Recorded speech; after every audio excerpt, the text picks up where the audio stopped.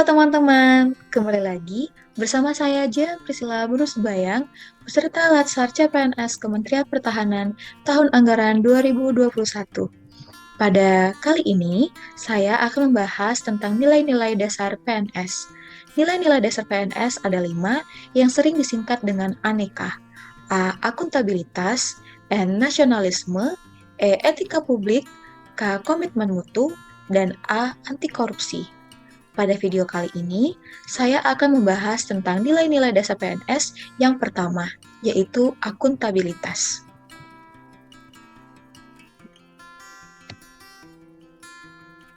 Pada materi akuntabilitas, terdapat 4 materi pokok.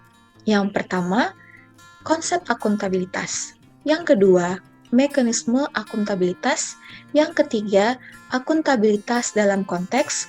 Yang keempat, menjadi PNS yang akuntabel.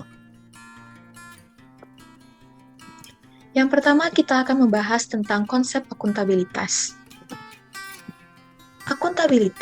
Akuntabilitas adalah kewajiban setiap individu, kelompok, atau institusi untuk memenuhi tanggung jawab yang menjadi amanahnya, yaitu menjamin terwujudnya nilai-nilai publik. Nilai-nilai publik ada 4, yaitu yang pertama, mampu mengambil pilihan yang tepat dan benar ketika terjadi konflik kepentingan antara kepentingan publik dengan kepentingan sektor, kelompok, dan pribadi. Yang kedua, memiliki pemahaman dan kesadaran untuk menghindari dan mencegah keterlibatan PNS dalam politik praktis. Yang ketiga, memperlakukan warga secara sama dan adil dalam penyelenggaraan pemerintah dan pelayanan publik. Yang keempat, menunjukkan sikap dan perilaku yang konsisten dan dapat diandalkan sebagai penyelenggara pemerintahan. Dalam konsep akuntabilitas terdapat aspek-aspek akuntabilitas. Yang pertama, akuntabilitas adalah sebuah hubungan, di mana hubungan yang terjadi yaitu hubungan dua pihak antara individu, kelompok, institusi, dengan negara dan masyarakat. Yang kedua, akuntabilitas membutuhkan laporan, di mana setiap pekerjaan yang dilakukan harus memiliki laporan sebagai pertanggungjawaban kita sebagai PNS yang akuntabel. Yang ketiga, berorientasi pada hasil, di mana hasil yang diharapkan yaitu aparat pemerintahan yang bertanggung jawab, adil, inovatif, dan hasil maksimal. Yang keempat, membutuhkan konsekuensi, di mana konsekuensi yang didapat berupa sanksi ataupun penghargaan. Yang kelima yaitu memperbaiki kinerja. Nah, ada 3 fungsi utama akuntabilitas publik. Yang pertama, peran demokratis, di mana untuk menyediakan kontrol demokratis. Yang kedua, peran konstitusional untuk mencegah korupsi dan penyalahgunaan kekuasaan. Yang ketiga, peran belajar untuk meningkatkan efisiensi dan efektivitas.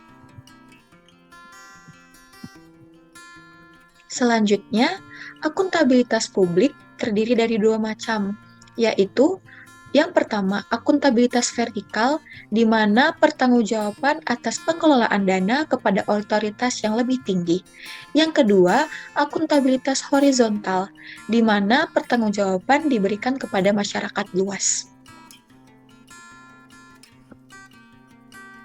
Selanjutnya, tingkatan akuntabilitas. Yang pertama, akuntabilitas personal, di mana nilai-nilai yang ada pada diri seseorang seperti kejujuran, integritas, moral, dan etika. Selanjutnya, akuntabilitas individu, di mana hubungan yang terjadi yaitu hubungan antara individu dan lingkungan kerjanya, seperti antara PNS dengan instansinya sebagai pemberi kewenangan.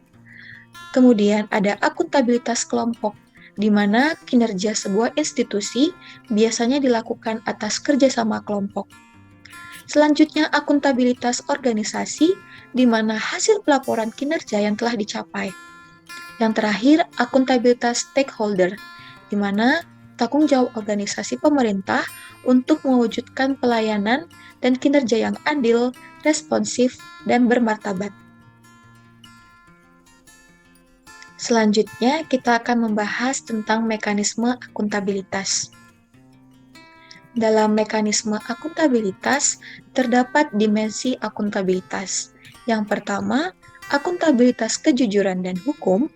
Yang kedua, akuntabilitas program. Yang ketiga, akuntabilitas proses.